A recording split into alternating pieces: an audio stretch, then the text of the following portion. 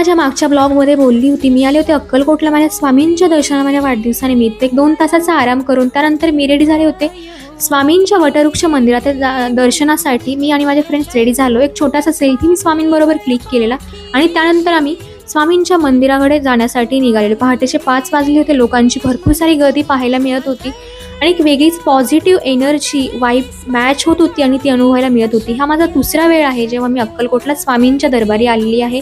आणि हो, इथे येण्यासाठी खरंच योग लागतात आणि मी खूप दिवसापूर्वी ठरवलं होतं की मला जर शक्य झालं तर मी माझ्या वाढदिवसाला स्वामींच्या दरबारी असेल आणि ते योग स्वामींनी घडवून आणले. यापेक्षा सुंदर खरंच काही नाही आणि याबद्दल मी खरंच त्यांची आभारी आहे. आणि इथे यायला स्वामी स्वतः बोलवतात. ज्यांचं येणं आहे ते कसं पण होतं हे मी प्रत्यक्ष अनुभवलं आहे.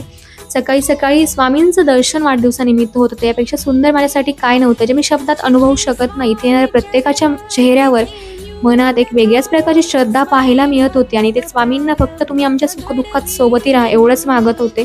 मी पण त्या दरबारी थोडीशी बसले, पॉझिटिव्ह वाईब अनुभवली आणि माझ्या झालेल्या चुकांसाठी क्षमा मागितली आणि येणाऱ्या काळात माझ्या सुखदुःखात माझे मायबाप म्हणून तुम्ही माझ्या सोबती राहा स्वामींना मागितलं आणि माझं सुंदर असं दर्शन आणि सुरुवात झाली होती. असाच हा ब्लॉग कंटिन्यू राहील. सो स्टे ट्यून आणि पुढे पाहायला विसरू नका.